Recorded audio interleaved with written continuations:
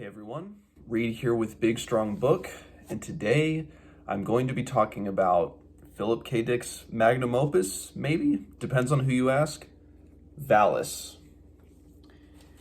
This novel has been a long time coming for me to read it. By my count, I have read about 10 of Dick's novels, and Valis has always been front of mind for me ever since I started reading his work. But depending on who you ask, as I said, could be his magnum opus, depending on what type of Philip K. Dick fan you might ask. But another question that continually comes up, I've seen this a lot online, and certainly wondered it for myself as I was reading through his work.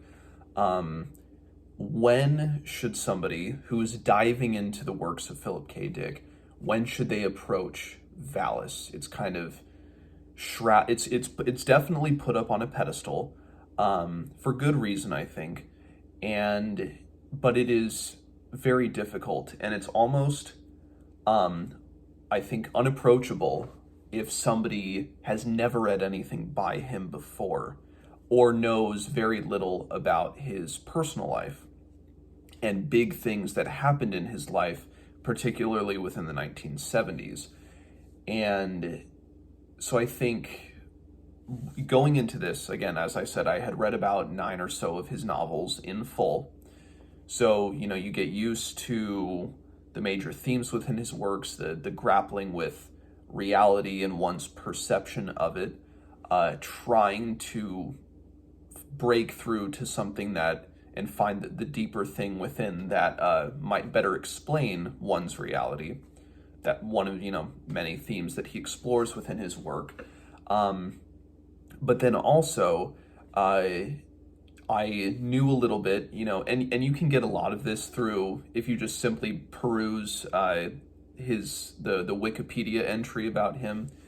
In 1974, Dick had surgery for an impacted wisdom tooth. I don't know if it was all of his wisdom teeth or whatever. And of course, anybody who has had their wisdom teeth removed or had impacted wisdom teeth, as I have, knows just how painful, not the procedure itself, but recovery from the procedure can be. And, I got my wisdom teeth removed a couple of years ago, and it was very painful for about 3 or 4 days afterwards. I was put under. I had a anesthesia, and so I was out for the whole procedure. And the procedures are normally quick. Like you get, if it's for mine, it was all four to get all four removed. If they're in relatively easier spots and growth, it could take less than an hour to get it all done. But then, of course, you have to go through the thing of you have to flush out the spots, and sometimes they might prescribe you heavy narcotics and painkillers. And I personally did not want to pursue that, just because I knew that then not only dealing with the pain, but then potentially trying to come off of what the doctors were prescribing me would not be a good idea. And so probably the route that I decided to take increased the pain for me, but it was much easier than, trying to just take something heavier. And then you're dealing with you're kind of have your foot in between two very different worlds of pain and experience. And that was not for me. Anyway, Dick was given sodium pentothal to deal with this, and as he was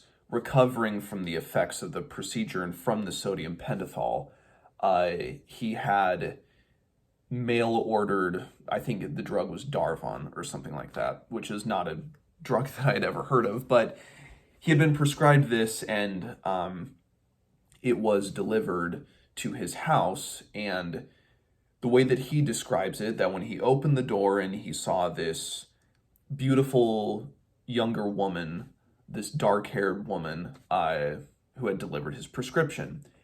And in that moment, he was struck by a beam of pink light, and all of a sudden, and he started to get, and this was the first of a series of visions, seeing pink light, in where he was then under the impression, or what these visions were telling him, what the pink light was telling him, was that the Roman Empire never ended, and that he was at once Philip K. Dick, and then in another life he was Thomas, kind of a secret Christian in 70 AD or CE, on the run from the Roman Empire, and was a Gnostic, or Gnostic, however you pronounce that, Christian. And again, this was the first in a large series, and then the woman had the ichthys, I believe it's called, the kind of the fish symbol. She explains to Philip K. Dick this is a symbol used by the early Christians, and this is a turning point in Dick's life. This was coming off of years, if not a decade or two, of drug abuse. And, if you know anything about Philip K. Dick's writing routine and writing habits, once he started writing a novel, he preferred not to stop writing, literally not to stop writing until the entire book was done. He would, I think I saw one thing that said people would go to his house, observe him writing, and he was popping amphetamines like they were M&Ms. He just kept downing them and was awake and was just keep going and going and going and going and going. Very, it led to him being able to write books very quickly. He would write, a 75,000 word novel in 2 weeks, but then he would crash from that. It almost reminds me a little bit of Faulkner, about how Faulkner would always say he would dash off his novels in 2 or 3 weeks, and then would just binge and would completely shut down to try to reset himself. But it leads to, self-destructive habits, as one would imagine. You're taking amphetamines to stay awake and writing a book, and surprise, surprise, you're probably going to have serious addiction problems and health problems later in life. Anyway, so this, I think by the time that he would later refer to the events as 2-3-74, meaning February and March 1974. Coincidentally, almost exactly 50 years ago. It's February 2024. He was having these visions started in February and March of 74. So happy 50-year anniversary of the pink light and of Valis and whatever it might be, if it might actually be anything. And this seriously affected him. He didn't know how to handle it. He didn't know himself. Was this an effect of years of heavy drug abuse? Or was this something genuine? Was it a mix of both? Did he kind of prime his body to be in a situation where it was potentially more receptive to something like what he was experiencing? And one of the fascinating things is that Dick's son, Christopher, who was, very young at this time, I think only like a toddler, Dick, in the pink light, or maybe it wasn't directly after he saw pink light and then had a vision, or he just had a vision, and the vision was that his son, Christopher, had a bad medical, he had something very wrong with him. Took him to the doctor, and the doctor ran tests, couldn't find anything, and according to what Dick has said, he knew exactly what was wrong with him. It was a type of hernia that, if left untreated or if not noticed, it could be life-threatening. And they ran tests again after Dick told them what it was, and they found it, and they were able to quickly perform surgery that saved his son's life. And he credits it to seeing and understanding that through the pink light. Again, weird, right? I mean, anybody who would experience something like that would be very conflicted. So what Dick started to do was he would stay up late at night. I mean, as I think he did anyways while writing, but started to document his visions and his interpretation of them, and his changing interpretation of the nature of reality as he saw it in what was called the exegesis. The exegesis of Philip K. Dick turned out to be, thousands and thousands and thousands of pages. There is an edited version of it that is available. It was published, I think, in 2011. But it's only, even though the book itself is 1,000 pages long, it's actually only a fraction of the material that was actually produced. It's just, it'd be almost impossible and certainly not profitable for a publisher to put together a whole complete set of the exegesis, the full journal. Again, hundreds, millions of words, probably. Anyway, Dick also, one of his biggest theories and interpretations of reality was orthogonal time. And I'll include links in the description to some speeches that Dick gave, one particular in France that he gave, I believe, in 1977, where he talks about orthogonal time as being a construct of time where you live one's life, but then it's, in some ways, it's like reincarnation, but he chalks it up to a programmer being a type of authority, a deity figure, and an antimatter, anti-programmer who's trying to invade everything. And every time kind of one passes through the cycle of life, the programmer alters things, makes them better, makes them a little bit better, and a little bit better, and a little bit better each time, until one would theoretically reach the kingdom of heaven or the kingdom of God or whatever you want to call it. But I'm probably way off the mark with how Dick really described what he termed as orthogonal time. But he was dead serious about this. And in this video of him, in France giving this speech, you can tell the audience, who are, I presume, are fans of his, some of them are kind of, they're laughing about it. They don't know if they almost don't, even though he says emphatically, like, I'm being dead serious with my beliefs in this. And he explains, the wisdom teeth operation, and just trying to, he's so unsure. He just doesn't know, but he's just like, this is how I view it now. This is just what I see. And people, and even to this day, I bet, you get somebody whom you respect, what kind of figure, and they go off saying these things. And again, while you might like to believe them, it is very difficult to do so. And in addition to the exegesis, and in trying to fully come to terms with what was happening to him and what he was seeing, he tried to find a way to, condense his ramblings and ravings, if you want to call it that, of the exegesis, and present it to an audience in book form, or at least in a fictional, in a novel form, which is very difficult to do. He wrote a book, Radio Free Albemuth, I think is what it's called. I haven't read that one yet. It was rejected by publishers originally, and it was published posthumously a few years after he died.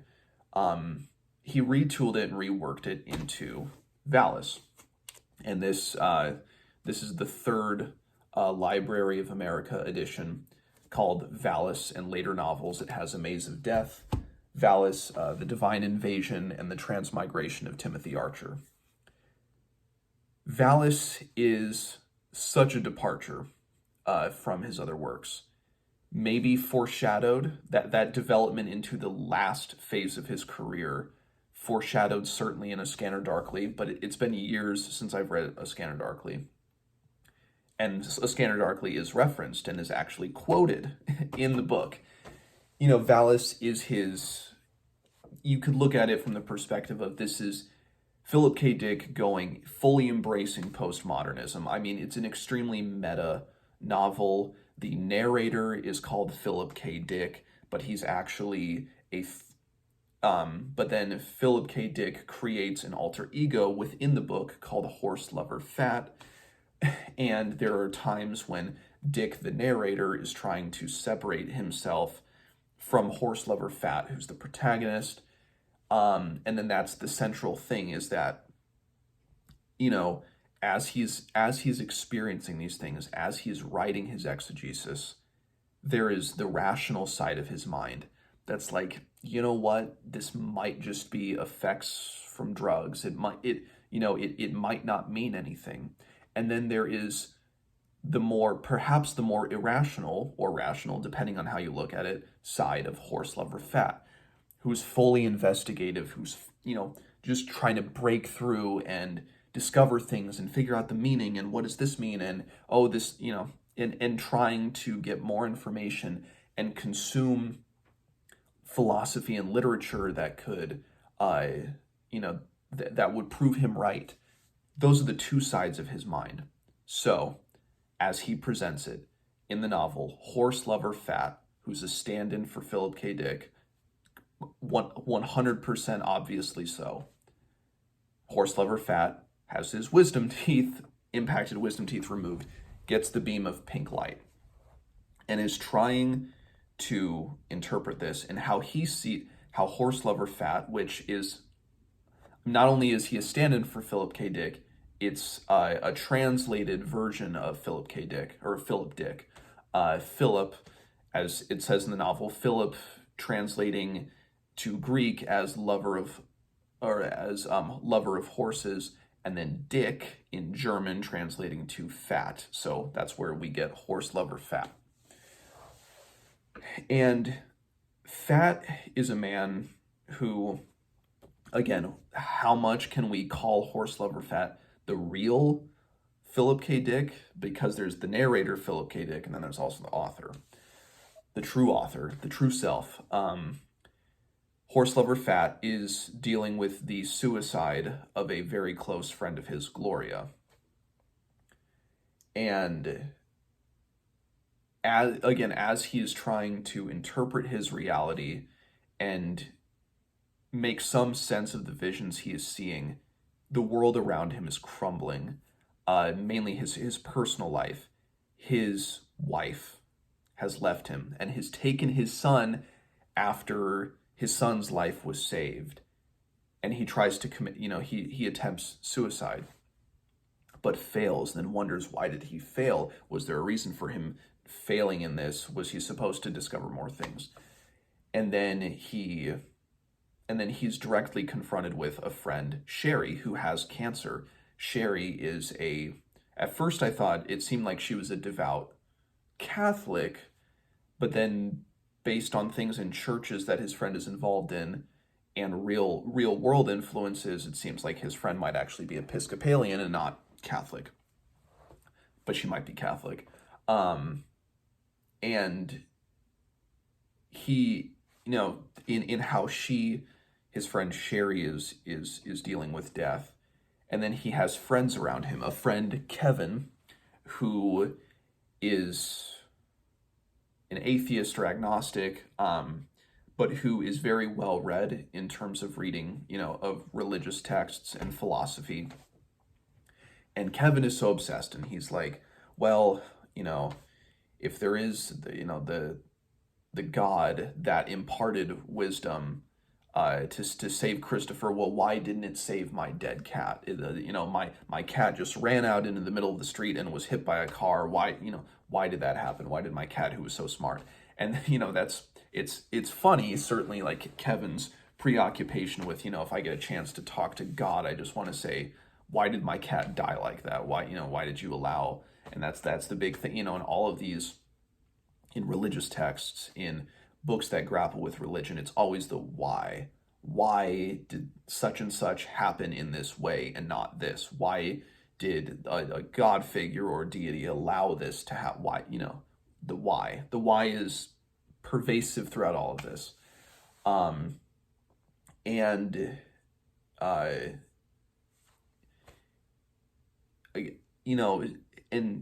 as Fat, as his life is being torn apart, and then he develops a cosmology, as he terms it.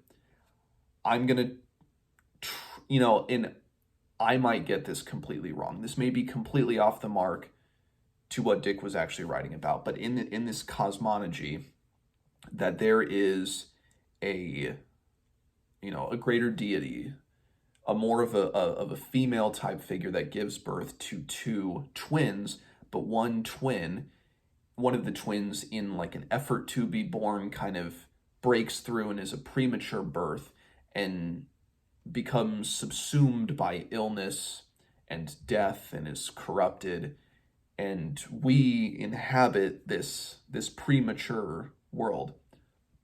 Very interesting, because again, having to always tie it back to Dick's personal life, he was a twin, but his twin sister died, and that left a scar on him throughout his entire life. A sister, I think her name was Jane, and they were buried. I believe they're still buried together, him and his sister, who died maybe only a few weeks old.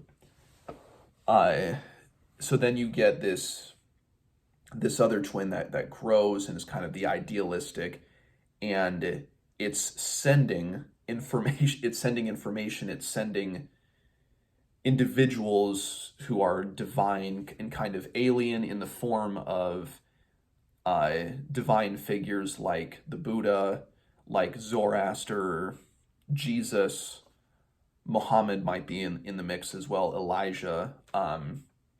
You get these figures, or maybe even Vishnu, or Krishna, figures that are revered in the major world religions, that these are all aspects of the first world, or the more fully formed world coming over into ours. And then this prison forms around it, and then the Gnostic sect of Christianity, which in reality was kind of snuffed out by, I believe, by the early Catholic Church, not even a few centuries into the formation of Christianity, and that Dick speculates that these individuals, right as the Black Iron Prison, as he calls it, was kind of formed over the Roman Empire, that I forget what it was, not exactly transubstantiation, even though that plays a big role in the novel, but they were able to kind of put themselves in a certain way where they would be woken up centuries later, when I'm gonna go back and look for this in the book. I might totally get this wrong, but it was the real world, Nag Hammadi. I believe it was the discovery of Gnostic codices in 1945.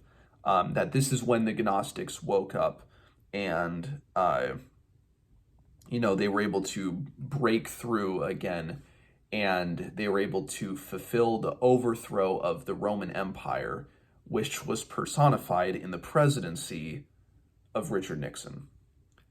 And that's one thing I always find interesting in a lot of these postmodern works of the 60s and 70s. Oh, the figure of Richard Nixon always looms so large and heavily, which I understand it was a time of paranoia and mistrust in the government and all of that, and it's a world that's not too unfamiliar to us 50 years later. And so then Horselover Fat wonders, well, maybe the empire has ended now that if it ended with the resignation of Richard Nixon, but he's still trying to, but again, his mental health is terrible. His friends they're trying to understand what he's going through, and he's trying to understand, that this God that allows for death to happen. It's very raw, and real religious questions that are, existential questions that are being asked of why do these things happen? Why do bad things happen to good people? It's, these are, it's Dick himself just asking this square on and just being so, he's trying to grapple it, and then you as the reader, you're trying to grapple it, because then you're thinking too. You're like, is this man insane? Is he crazy? Or it's balancing. And one of the things that is mentioned throughout Fat's writing, and when he talks to his friends, is the world, if from his perspective, the world that we are in, the Black Iron Prison, in which the Roman Empire never ended, again, and I could be completely off the mark. This is just after I've finished reading it, that the world that we are in is irrational. So when an irrational thing comes into the irrational world, it's actually rational. The irrational potentially being the figure of a deity, of the figure of a person such as an Elijah or a Buddha or a Jesus, where they're able to do things that are incongruent with the laws of nature. An irrational thing where when we assume the universe to be a rational thing, where you can codify through physics, through math, through the sciences, everything makes sense and there's an order to things. But what if the universe is actually an irrational thing? So when that's actually a rationality breaking through, of a figure like a savior-esque figure, a divine presence. And Dick is also, or Fat, and Dick confuses himself with Fat, means, oh no, I didn't mean me, I meant Horselover Fat. That the deity that is portrayed, the Yahweh that is portrayed, is a blind, irrational God, and that there's actually a deity kind of overall, and that's the true deity, the true God. There's a false God, or at least a blind God, and then above that blind God is a God that's kind of really behind the shadows of it all.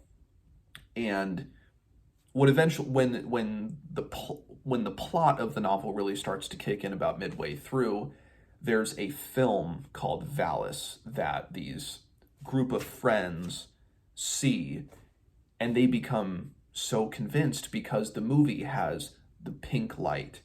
It has all of the things that Horselover Fat has been writing about, and then he becomes and then that's the classic case of, you get a person where they're experiencing things that it's experiences that are not shared by those around them. But then when they see something, particularly when they see something in a piece of media that speaks to them, that seems to vindicate the more irrational sides of their mind, they feel that must mean it's true.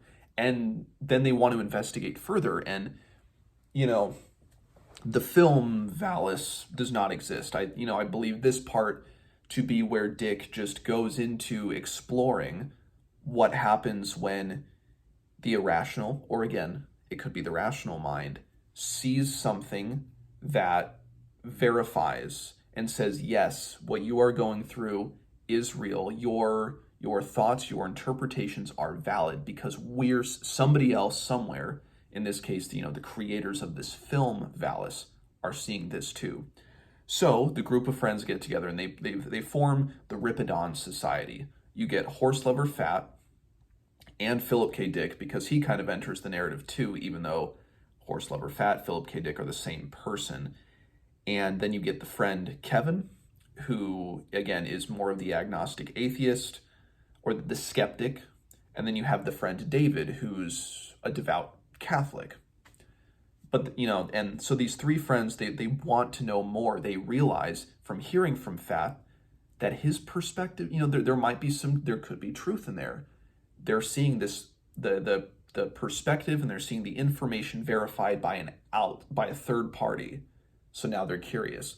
They contact the makers of this film, and they discover that there's a being kind of in like an almost extraterrestrial but computer AI called Valis, Vast Active Living Intelligence System, and that there has been a new savior that has been born, and they have to go find the savior because, of course, this savior will have all of the answers. And so they do this. And in the midst of this, again, this is when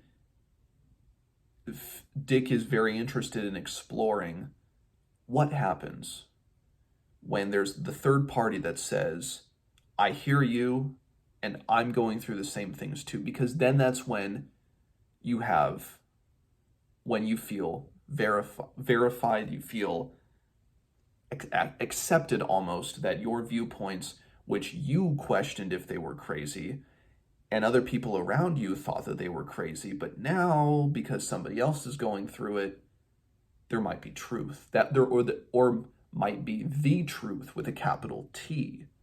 The truth about the inner workings of the universe and of God and all of this. And so they go there. And it's a conflict, and then the conflict really comes to the forefront of Philip K. Dick, the narrator, the more rational mind, or again, it's one side of the mind. Irrational or rational is just the point of the perspective that the reader puts into it. Philip K. Dick, Horselover Fat. The two halves of the same person that are constantly one is rational at times or irrational at other times, and the others, it's the pull and the push of these two sides. It's constant, and Dick knows that it's something that can never, even though you really want resolution. And then he goes into, more towards the end of the book, into the nature of faith. And he's like, well, maybe this is what faith is, that you'll never know the answer, that you can never know the answer. And then he's just trying to wrap his brain around that. And he's like, but he's so convinced that there's the answer out there, that the truth lurks out there, and that he can find it, and he can be fully accepted and fully verified in his viewpoints. But you just never know. And that's the frustrating thing, but that's Dick coming to terms with it. Had it not been for those where they get introduced to the film, and then the friends form the Ripidon Society, fish cannot carry guns. If it hadn't been for that, I think this book, I would have had a more subdued reaction to it, a more respectful reaction, and been like, oh, okay. But when the conflict came to the forefront truly of the two halves of him kind of doing battle, and the stalemate that is inevitable, or that will inevitably happen, that's when I think I truly enjoyed this book. Again, this is a book that I cannot recommend to people who are unfamiliar with Dick's work or his personal life and background. I think it's really necessary to read a lot of his books before this, and to let the implications of his personal life and the things he was going through, to let that sink in before approaching Valis, in order to get, I think, the greatest appreciation. And I really enjoyed this novel, truly, but I may not be appreciating it to the fullest had I not read even more of his works.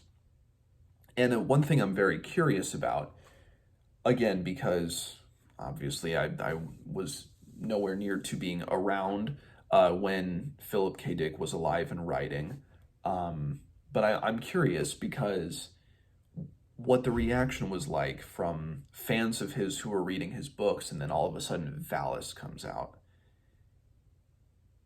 And that's what I'm curious, if any of you out there, were reading Dick in the 60s and 70s, or got to a point where Valis came out, and what that reaction was. If it was something kind of, the knee-jerk reaction was a little more negative, or if it was positive through and through. I'm very curious to learn. But yeah, I'm glad I finally got around to reading Valis, and I really enjoyed it, but and this definitely wouldn't be a book for everyone. Even people who have read a lot of his novels might not.